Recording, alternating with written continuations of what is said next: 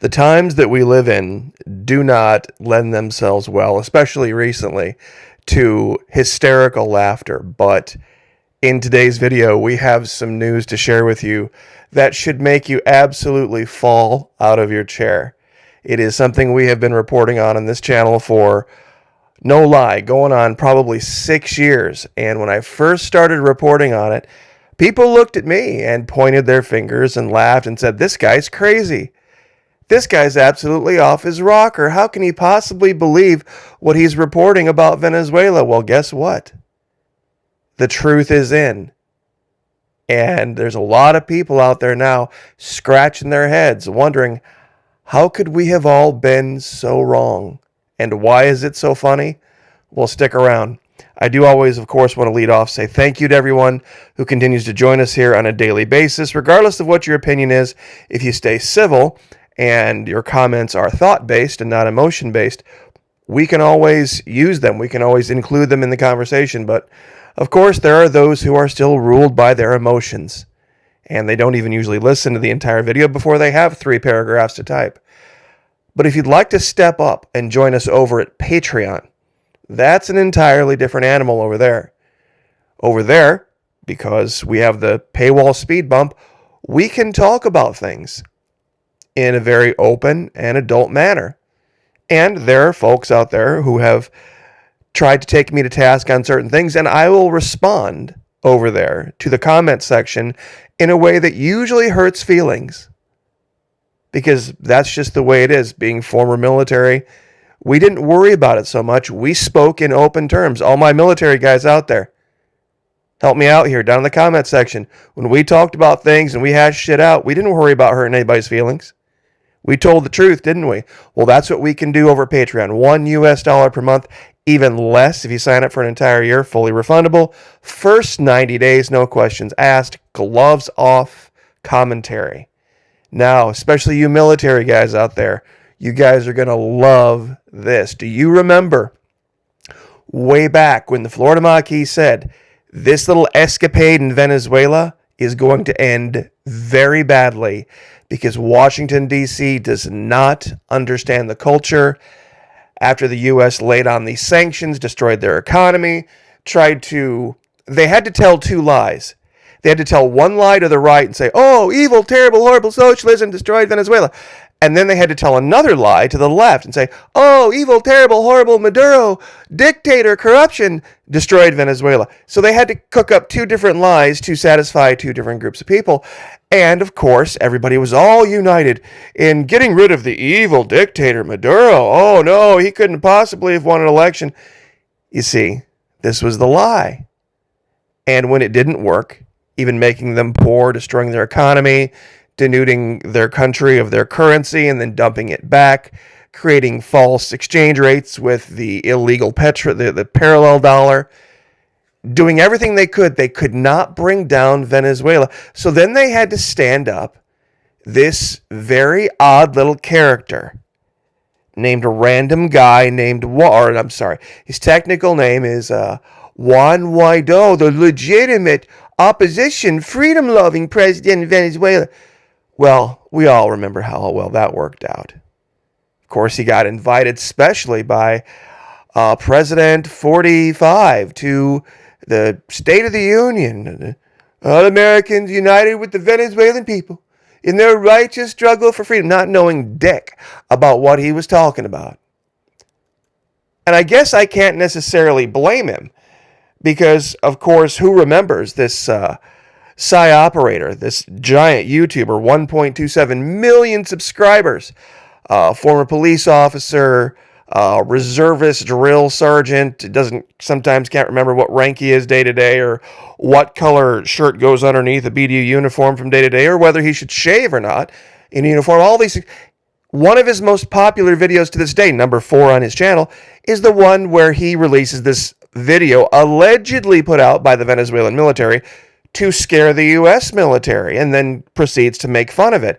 Well, nobody asks him where he got the video, where he got the original video, and that's when he has to kind of crawl back into his little shell and not answer because, of course, it was a creation of the U.S. military.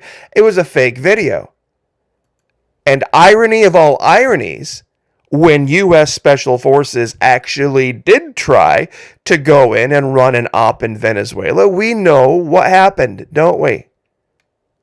And yes, these guys are all former military, former spec ops, and they are run by a Green Beret out of Florida here, believe it or not. Now, what's the funny story?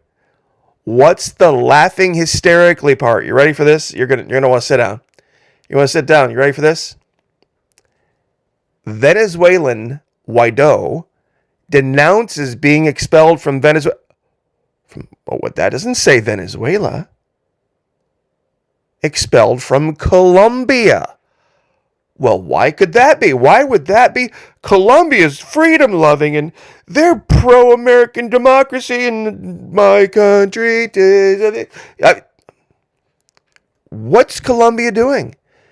Venezuela opposition leader Juan Guaido said he was expelled from Colombia hours after he crossed the border from Venezuela to try to meet with some participants at an international conference Tuesday to discuss his country's political crisis. Now remember, this is the guy Washington, D.C. told you was the legitimate president of Venezuela. Don't pay attention to the actual election or the fact that he's been literally able to do nothing. AP has to bend themselves into a pretzel to even write the story. Let's continue. Discuss his country's political crisis, blah, blah, blah. In a video posted on Twitter, Guaido said he entered Colombia trying to escape Venezuelan government persecution. Given the fact that he's been living there for 3 years and he was perfectly free. 4 years? 5 years now? Actually, 5 years? And he hasn't been picked up and hasn't been arrested? Should tell you everything you need to know about who the real dictators are at Washington, D.C. But that now he also felt he was being persecuted by President Nicolas Maduro in Colombia. In Colombia, Colombia's foreign minister said late Monday in a press release that Guaido was irregularly in the country, so immigration authorities in Colombia escorted him to the international airport to take a plane bound to the United States. The persecution, quote, unquote, of the dictatorship unfortunately spread to Colombia today, Guaido said on the video from inside an airplane. He added that he was on a commercial flight to the U.S. and that he would say more on Wednesday. After the re-election of Maduro in 2018 was not convenient for big oil in Washington, D.C., Guaido was propped up and declared himself Venezuela's interim president in 2019. However, his popularity has waned since then, and opposition lawmakers voted in January to strip him of that role and instead appoint a committee to run what they call their interim government. Gosh, they're ruling by committee. It sounds an awful lot like social. Nah, couldn't be that, could it? Nah, it couldn't be the opposition mimicking what's already in place in Venezuela that over 3/4 of the world already recognizes. Tuesday's international conference, organized by Colombian President Gustavo Petro, is meant to jumpstart official dialogue between the government of Maduro and his adversaries. The formal negotiations between both sides by Norwegian diplomats and hosted by Mexico stalled at the end of last year. Quote, I will be requesting meetings with members of the international delegations, Guaido had said in a statement. He said he had hoped the meeting would ensure that the Maduro regime returns to the negotiating table in Mexico and agrees to a critical timetable for free and fair. Is bullshit. Until Monday, Guaido has not left his country since 2020. Could have left any time. Why did he stay? Why did he stay? Anybody ask that question? Why did he stay? Things were so bad. Under persecution. Why wasn't he jailed? It's 2023. He's lived there for 2020, 2021, 2022, half of 2023. Nobody put him in jail. Nobody seized him and threw him in a prison. Who's the real dictator? Now who's the real dictator? This guy looks rough, I'll be honest with you. Truly. I mean, seriously. If you still believe Washington, D.C.'s story about evil, terrible, horrible socialism absolutely destroyed the economy just like it always has historically, if you believe that nonsense still, you're probably too stupid to vote. You're truly not equipped with enough gray matter between your ears to comprehend when you're being bullshitted and lied to. Now, we have Colombia joining with Brazil, joining with Venezuela, joining with Mexico, joining with Ecuador, realizing the game is up. Realizing, and look, Colombia, Ecuador, Brazil, maybe they would have an issue with Maduro. They're all going to sit around and they're going to hash that out between themselves and tell the U.S. to go take a flying freaking leap and stay the hell out of their business. Does that sound a lot like basically what Florida has done? Are you starting to see it now? The entire realignment of the world is happening right in front of our eyes. And people are just ignoring it. See, real freedom is down here. See, they talk about these tiny groups of people coming to the United States. And they are tiny groups. They're tens of thousands compared to the 600 million that live south of the Texas border. See, this is why they don't teach this in school anymore. South of the Mexican border, including the Caribbean and South America, double the population of the United States, easily, over 600 million people. U.S., about 340 million people. Maybe 350 million people. And of that 600 million, a few thousand every now and then. And do you know why they come here? U.S. dollars. There's only one reason they come here. To get U.S. dollars and send them back to South America. Why? It's a world reserve currency. They don't come up here to buy gold. They don't come up here to buy silver. They don't come up here definitely to buy cryptocurrency. They send U.S. dollars back.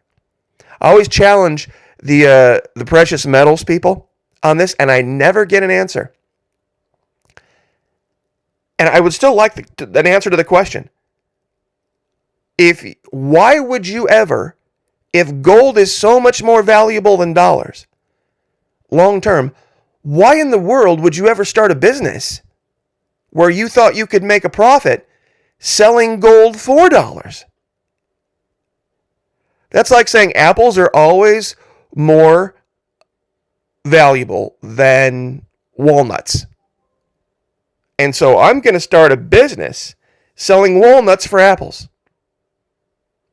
Or apples for walnuts, pardon me. If apples are always more valuable, no matter what, than walnuts, why in the hell would you ever want walnuts? But there are people out there who have a business selling apples for walnuts. It's mind-blowing to me how you could ever do this. And because of inflation, people haven't noticed how much more powerful the dollar has gotten. See, this is why a lot of countries are de-dollarizing in the sense of trading in their own currencies. But remember something. They're still accepting U.S. dollars. It's going to take them a while to get to the point where they no longer accept U.S. dollars for their goods. They may choose to trade in their own currencies to avoid having to convert to the dollar, which gives them freedom from Washington, D.C. But when the dollar's really going to take it on the chin is when our dollars are no longer good for their products and services. Venezuelans hate the U.S., but the dollar, the world reserve currency, they'll do the same thing to us that we tried to do to them. Because they have you know what they have? Venezuelans have something the world actually needs. Oil. World's largest reserves. See, the dollar is a construct. Oil is not. If you really want to know why Washington, D.C. wants electric cars, because they know that the control of the world's oil is slipping out of their hands.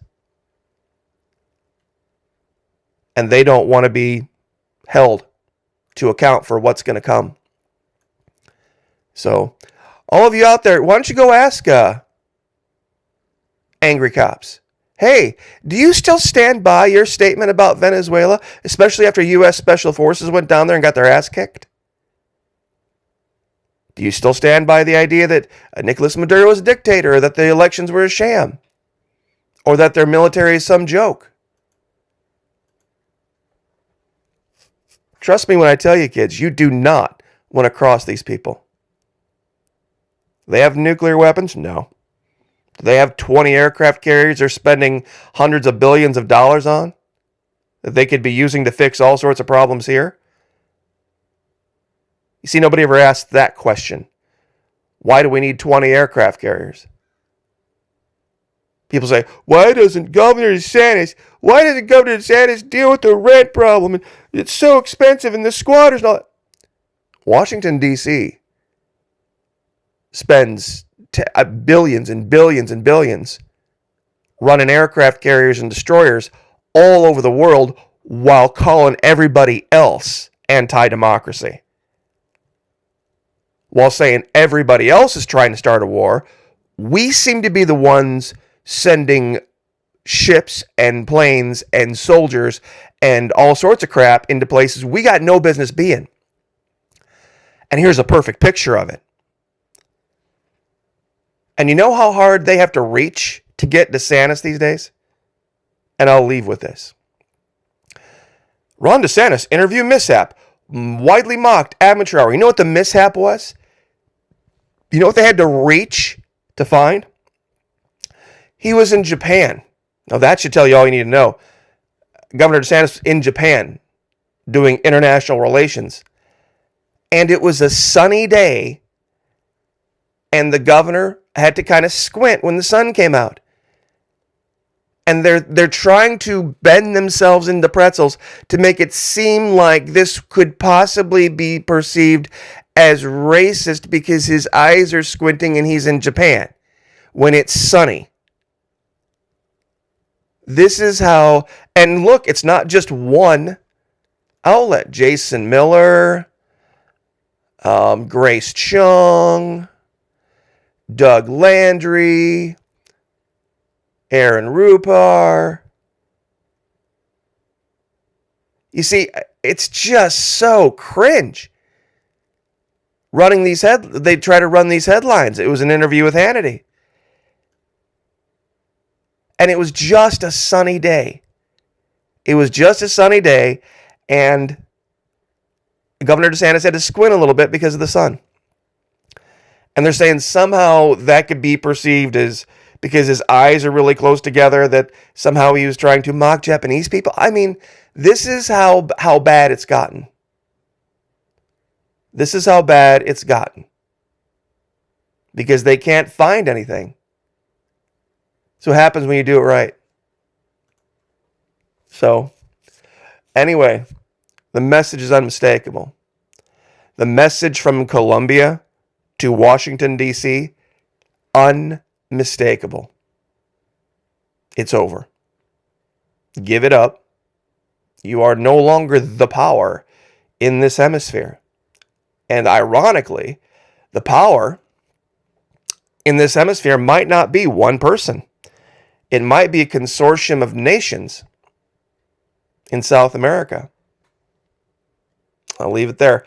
Join us at Patreon. Would love to have you. Once again, only $1, only $1 US. God bless. Like, share, subscribe. Have a great week. We'll see you guys next time.